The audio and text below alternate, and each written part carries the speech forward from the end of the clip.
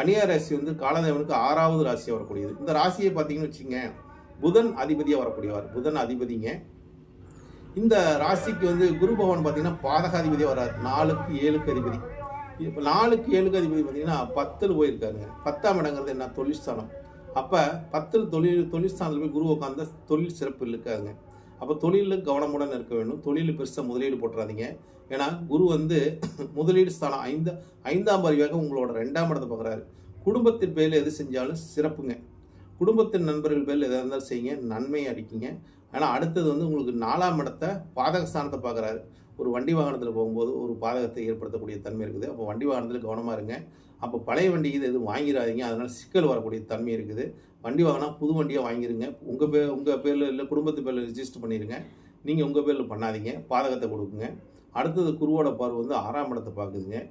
6ஆம் இடம் வந்து என்ன? உத்தியோகஸ்தானம். உங்களுக்கு வந்து ஏதாவது பிரச்சனை வந்துச்சுன்னா பிரச்சனை வந்து ஒரு அனுகூலம் கிடைக்குங்க. அதனால் பயப்பட வேண்டாங்க.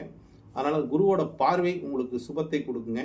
குரு இருக்கிற இடம் தொழில் ஸ்தானத்தில் இருக்கிறதுனால தொழிலில் பெருசாக லாபம் முதலீடு செய்ய வேண்டாங்க. அதில் வந்து அப்படி செஞ்சினாலும் உங்கள் குடும்பத்தார் பேரில் செஞ்சு நீங்கள் அதை தொழிலை பாருங்கள், உங்களுக்கு யோகத்தை கொடுக்குங்க.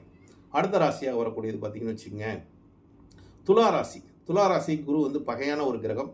3க்கு 6 கூடையவன். அவன் போய் பாக்கியத்தில் உட்காந்துட்டான். துலா ராசியில் வந்து பாக்கியத்தில் இருப்பது ஒரு யோகம் தாங்க. ஏன்னா குரு வந்து 6ஆம் அதிபதியும் 3ஆம் அதிபதியும் வந்து பாக்கியத்தில் போய் இருப்பது 9ஆம் இடம்.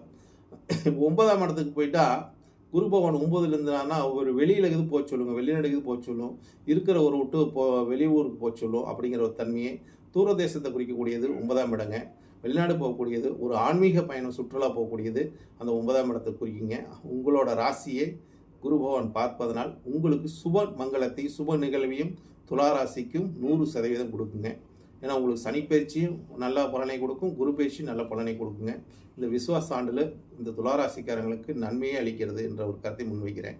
அதனால் உங்களுக்கு எல்லாமே சுப மங்களத்தை கொடுக்கக்கூடிய ஒரு ஆண்டாக இருக்கும். அடுத்த ராசியாக விருச்சக ராசி. விருச்சக ராசி பாருங்கள், குரு பகவான் தனாதிபதி போய் 8ல் மறைகிறார். தனாதிபதி 8ல் மறையக்கூடாதுங்க, பொருளாதார இழப்பு ஏற்படுங்க. அடுத்தது பூர்வ புண்ணியாதிபதி வரக்கூடிய குரு பகவான் 8க்கு போயிட்டாருங்க. அப்போ பூர்வ புண்ணியங்கிறது என்ன? நம்மளோட புத்திரஸ்தானம், குழந்தை ஸ்தானம், நம்மளோட புத்தி ஸ்தானம்னு சொல்லக்கூடிய இடம். அது போய் மறையுதுங்க. அப்போ இந்த காலகட்டத்தில் வந்து உங்களுக்கு குருவோட பார்வை பார்த்திங்கன்னா விரயஸ்தானத்தை பார்க்குதுங்க. அப்போ ஒரு தனாதிபதி விரயஸ்தானத்தை பார்க்கும்போது சுப விரயங்களை இந்த விருச்சக ராசிகர்களுக்கு அதிக அளவில் ஏற்படுத்தி கொடுக்கும். தன் கௌரவத்துக்காக ஒரு திருமணம் பண்ணுற ஒரு நிகழ்வுலாம் செலவு அதிகம் செய்யக்கூடிய ஒரு தன்மையை ஏற்படுத்துங்க. இருந்தாலும் அந்த செலவை எந்த அளவுக்கு செய்யணும்னு பார்த்து செஞ்சீங்கன்னா உங்களுக்கு ஒரு சிக்கனத்தை கொடுக்குங்க. அதில் உண்டான ஒரு மிச்சத்தையும் கொடுக்கும்னு வச்சுங்களேன். ஏன்னா குரு வந்து தனாதிபதி 8ல் இருக்கிறனால தனம்